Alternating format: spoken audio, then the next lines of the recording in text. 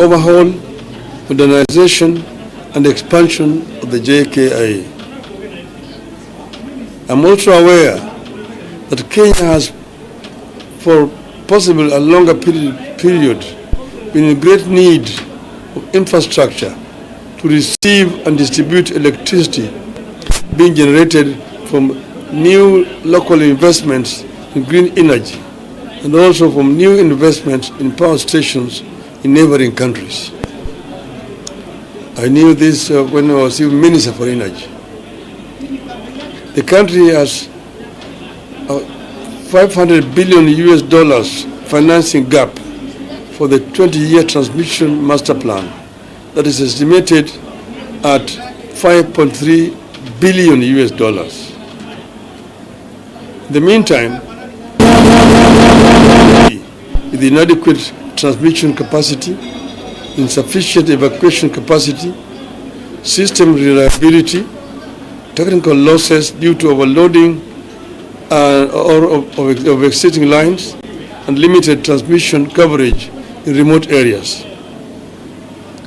Having agreed that PPP is the way to go in light of the financial challenges we are currently undergoing, I wish to make the following observations. 1. The country needs to protect the framework for PPPs and in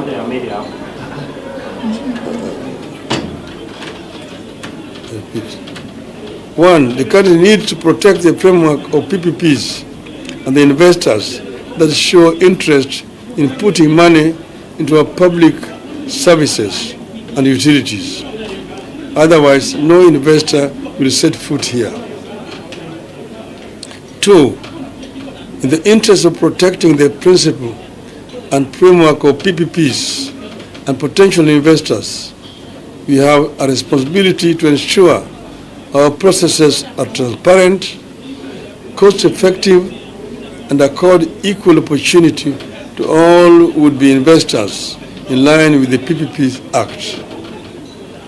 We all have misgivings about how the current proposed PPPs concerning the JKIA and power distribution have been processed, which has resulted in a raging debate over the involvement of the Indian firm in the airport and energy sector projects.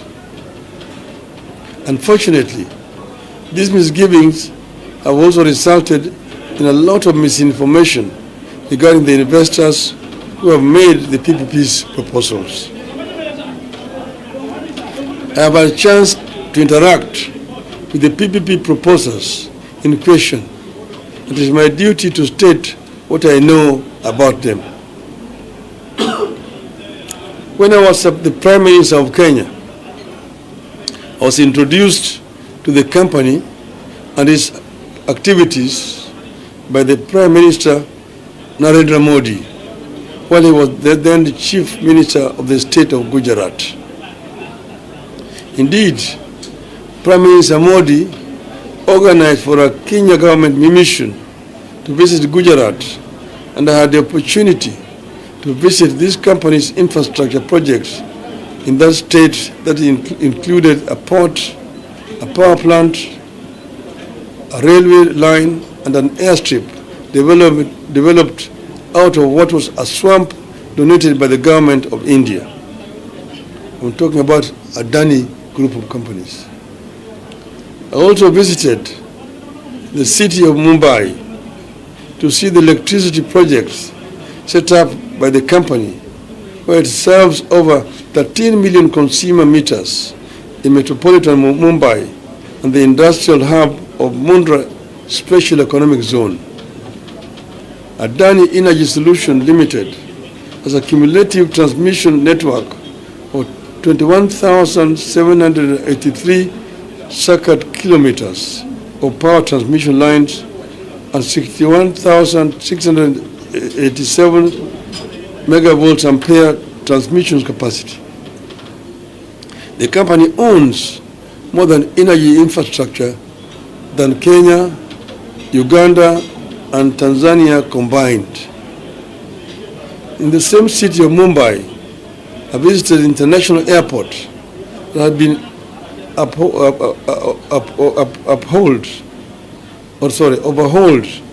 and upgraded by the company and turned from a collapsing, degenerate airport to a first-class facility. Those who have been to Bombay Airport will confirm what I'm saying here. After the Kenya government delegation came back, the company expressed interest in investing in Kenya. The first expression of interest was far back in as 2010.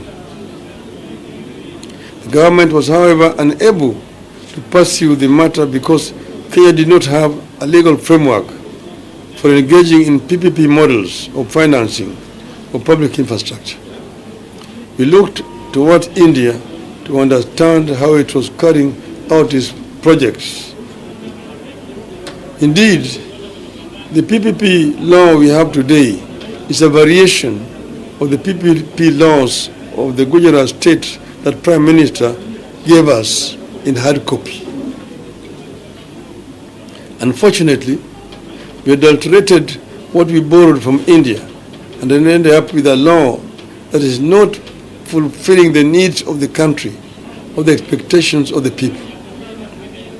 The law is also not facilitative to interested investors, especially knowing that all our neighbors are in competition with us to attract foreign partners in public infrastructure.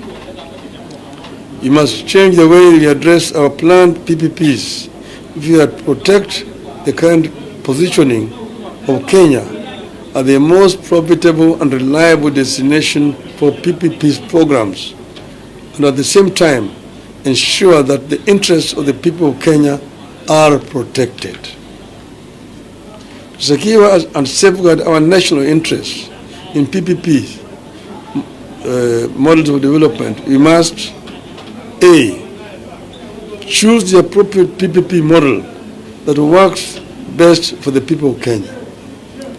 PPP models do not have to fall into templates, and we should design our models to cater for the specific realities about our projects, our contributions, and our expectations. B, ensure our models provide for the distribution of the PPP burden fairly between the people of Kenya and the investors. Kenyans cannot be made to bear all risks in the PPP projects. Kenyans can guarantee break-even returns, but never commercial profit. C, we must establish reducible minimum terms in our PPEs, including the recognition of the jurisdiction of Kenyan courts, recognition of the application of the laws of Kenya, recognition of the terms and conditions of labor in Kenya, recognition of environmental protection.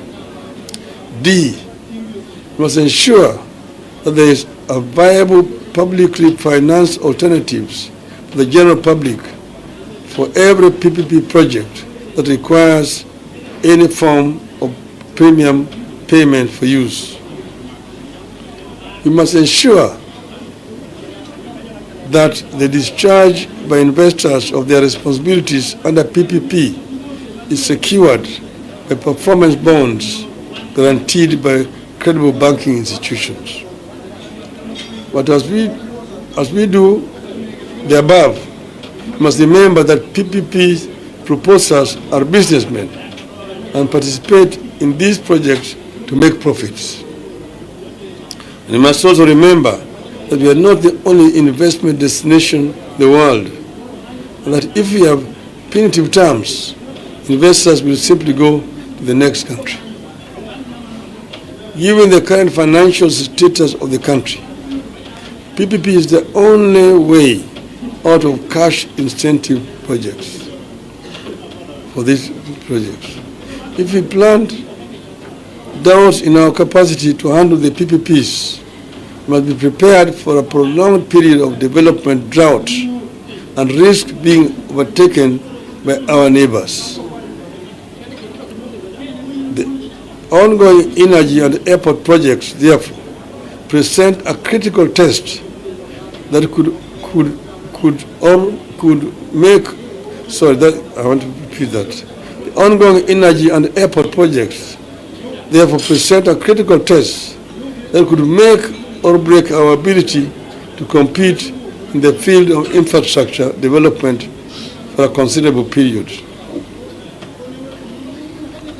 I urge all agencies concerned to address all the concerns raised by Kenyans on these projects and ensure that we do not spook foreign capital away from the Kenyan economy.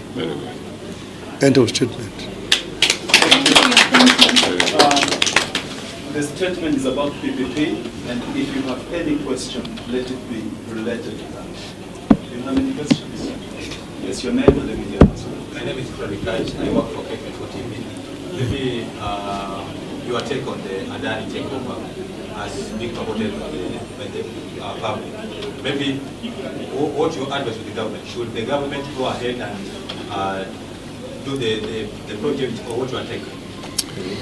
As you see, there have been quite a bit of innuendos about Adani, and I've explained that this is a reputable company, by my knowledge. And this company actually has done very many PPP projects.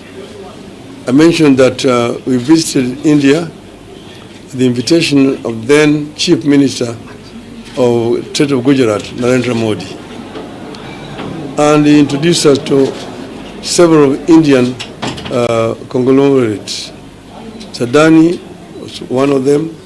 One was Mr. Ratan Tata, who was also there at the conference that we attended. And then we visited a project that was done through a PPP by Adani in a place called Mundra. This was a marsh land next to the sea. 5,000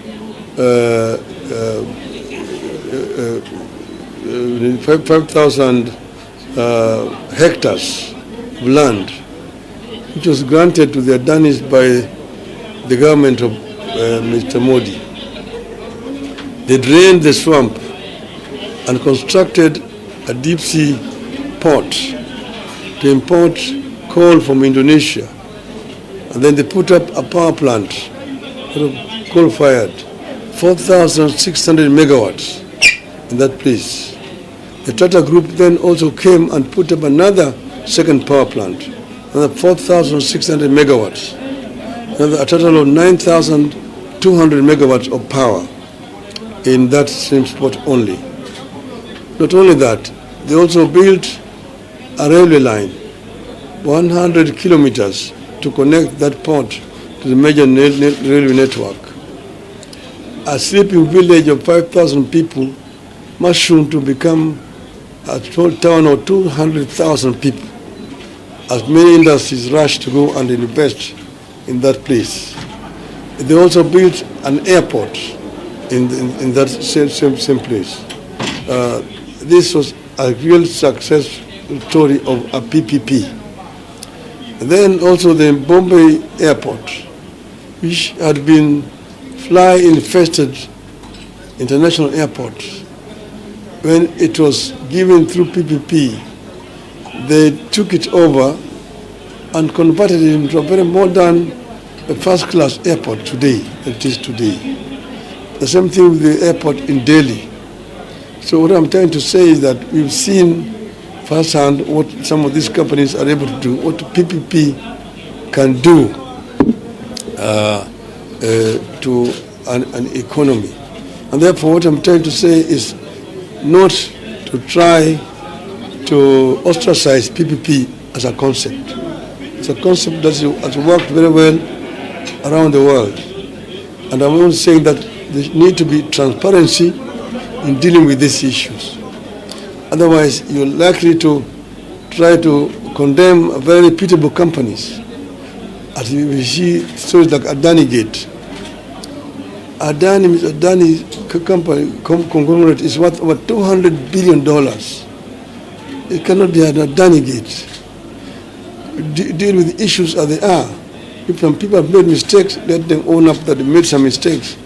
But do not begin to condemn innocent companies who are basically doing normal commercial transactions.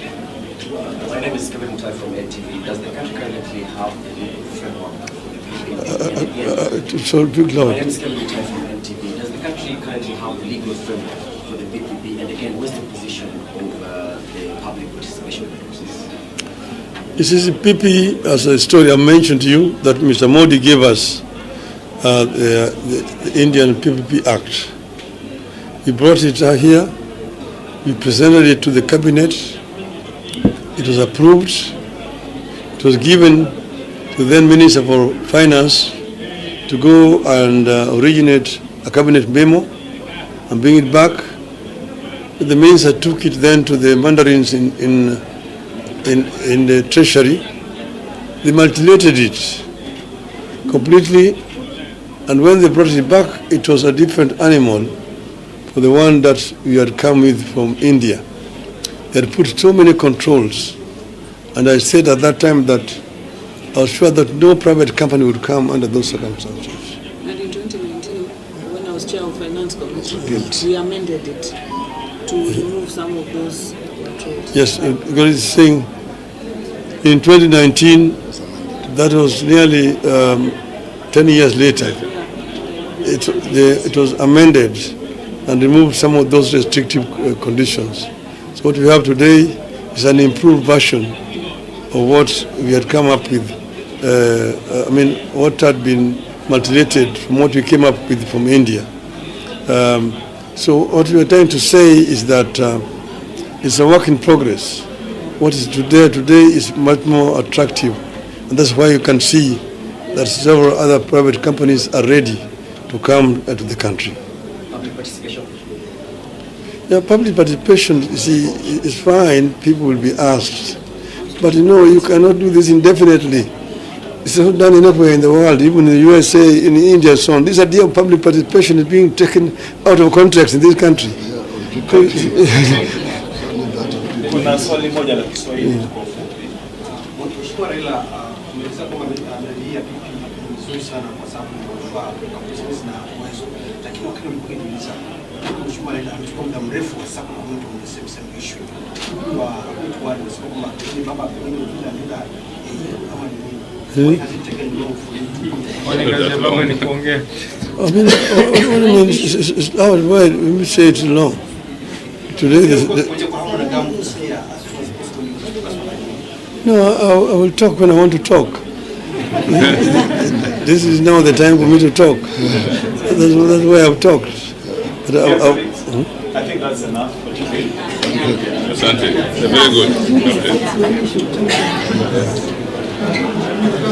Hakuna public participation kwa PPP. Hakuna public participation kwa PPP.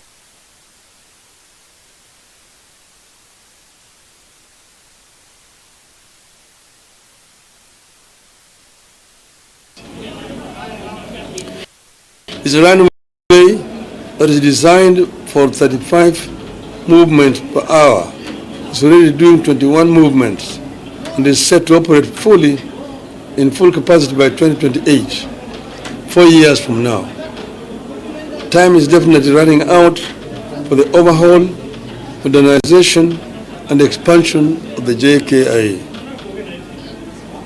I'm also aware that Kenya has, for possible a longer period, been in great need of infrastructure to receive and distribute electricity being generated from new local investments in green energy and also from new investments in power stations in neighboring countries. I knew this when I was even Minister for Energy. The country has $500 billion financing gap for the 20-year transmission master plan that is estimated at $5.3 billion. In the meantime, with inadequate transmission capacity, insufficient evacuation capacity, system reliability, technical losses due to overloading of existing lines, and limited transmission coverage in remote areas. Having agreed that PPP is the way to go in light of the financial challenges we are currently undergoing, I wish to make the following observations. 1. The country needs to protect the framework for PPPs